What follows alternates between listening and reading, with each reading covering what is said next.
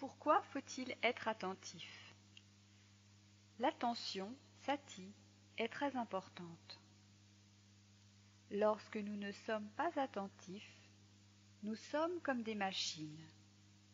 Nous faisons les choses machinalement, de manière répétitive et automatique. Nous sommes coupés de la réalité et de nos sentiments.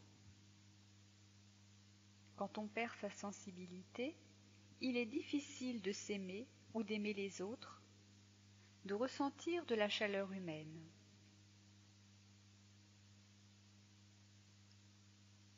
Nous pouvons même devenir violents envers nous-mêmes et les autres, car nous n'avons pas conscience du contenu de notre esprit.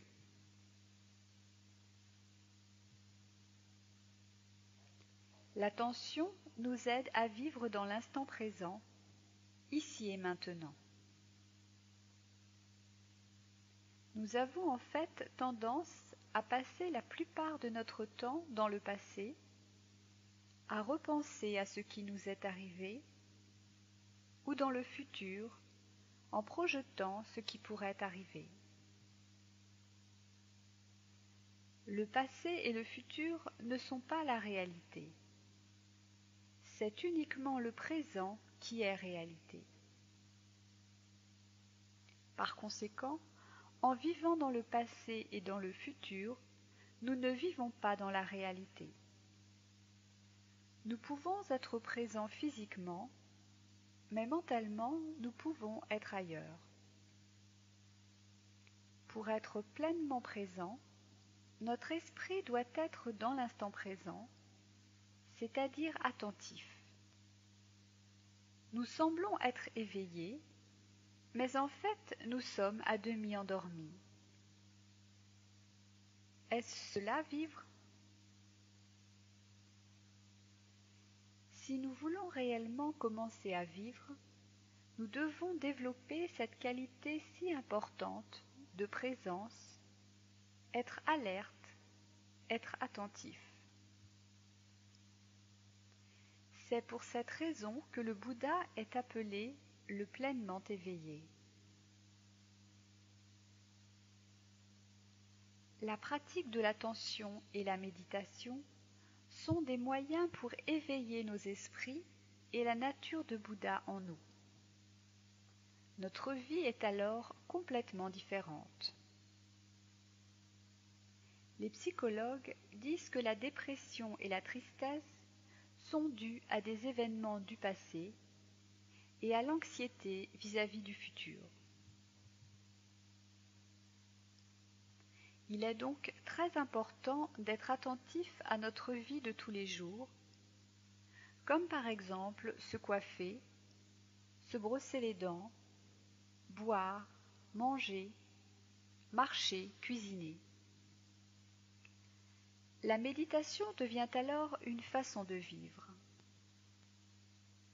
Le Bouddha nous recommande d'être attentifs à toutes nos activités quotidiennes, même quand on est aux toilettes. Mangez-vous consciemment? Êtes-vous conscient de ce que vous goûtez?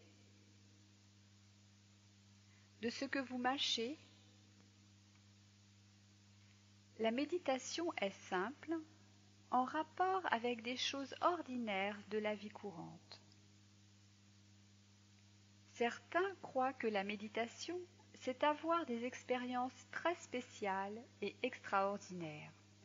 Mais en fait, c'est simplement être conscient de nos pensées, de nos paroles, de nos actions, de marcher, de manger.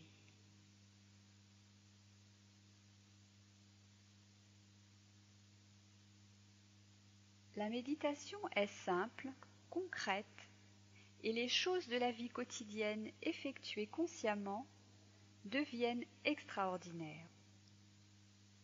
Dans le Dhammapada, il est écrit que si nous ne sommes pas conscients, attentifs, nous sommes comme un mort. Grâce à l'attention, nous pouvons explorer nos expériences douloureuses, colère, peur, tristesse, culpabilité, les comprendre et en faire des objets de méditation. La méditation n'est pas n'avoir que des expériences plaisantes. En réalité, les expériences désagréables ne nous créent pas de problème si nous ne nous identifions pas à ces expériences désagréables. Nous devons apprendre à travailler avec elles, avec la douleur physique, avec la douleur mentale. C'est bien plus utile et plus important que d'avoir des expériences agréables. Avec l'attention, nous apprenons aussi à nous connaître, à être notre meilleur ami, à être à l'aise partout, à être heureux seul et avec les autres. Nous devenons autonomes et avons confiance en nous, quelles que soient nos expériences, car nous savons y faire face. Comme a dit le Bouddha, nous devenons notre propre lumière. Les instants où nous sommes conscients sont des instants de liberté. Que ce soit la maladie, la déception, la frustration, la culpabilité ou la joie, nous exerçons notre attention pour les observer et mieux les connaître. Nous leur permettons de se manifester sans les repousser, sans vouloir nous en débarrasser, sans être dérangés. Nous les voyons comme des amis et des opportunités d'apprendre de ces douleurs. Nous pouvons également prendre conscience du contenu de notre esprit, ce que nous aimons, ce que nous n'aimons pas, de nos peurs, de nos jugements. Des souvenirs peuvent surgir de notre mémoire et nous permettre de mieux nous comprendre. La méditation devient la vie elle-même, c'est une façon de vivre, un art de vivre.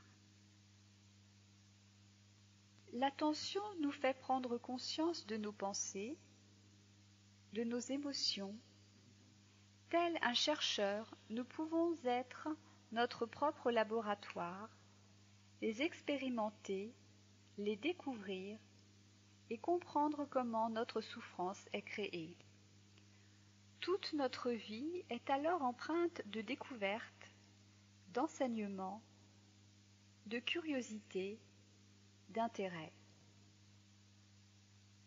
Peu importe où nous nous trouvons et avec qui nous nous trouvons, nous apprenons et grandissons.